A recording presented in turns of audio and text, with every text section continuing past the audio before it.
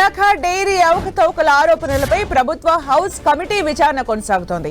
Visakha dairy అధికారులతో ప్రభుత్వ house committee సభ్యులు సమావేశమయ్యారు.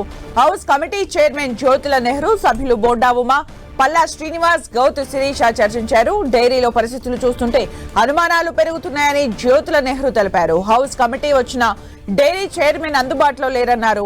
పాడి రైతులకు న్యాయం జరగడం లేదని, మరికొన్ని అంశాలపై క్లారిటీ రావాల్సిన అవసరం ఉందని చెప్పారు.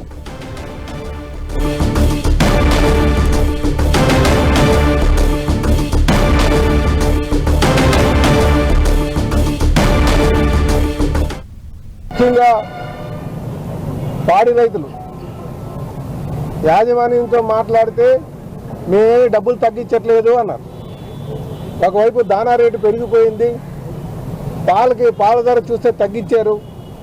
దీని మీద మాకు న్యాయం చేయండి అని పాడి రైతులు మాకు వచ్చి కంప్లైంట్ ఇచ్చారు. దాన్ని ఇక్కడ అడిగితే యాజమాన్యం వారు ఏమన్నారంటే మేము ఒక పైసా కూడా తగ్గించలేదు అని చెప్పి వారు చెప్తున్నారు. ఇది ఇంకా అనుమానాలకు దారితీసింది.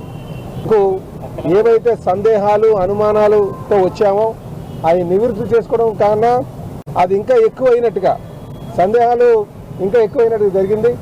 కనుక దీనికి ఖచ్చితంగా ఇంకొకసారి రావాల్సినటువంటి అవసరం ఉంది.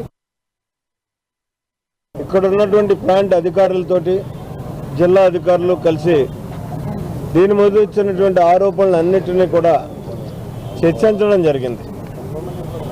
అయితే మీరు అడగొచ్చు ఈ చర్చల్లో ఏమొచ్చింది అని చెప్పి. మరింత సందేహాలు వచ్చాయి. చర్చల్లో వారు ఇచ్చినటువంటి యాజమాన్యం ఇచ్చినటువంటి సమాధానాలు చూస్తే వచ్చినటువంటి ఆరోపణల కంటే సందేహాలు ఎక్కువ పెరిగినటువంటి పరిస్థితి ఉంది. ప్రస్తుతానికి ఇంకా ఏమి క్లారిటీ రాలేదు.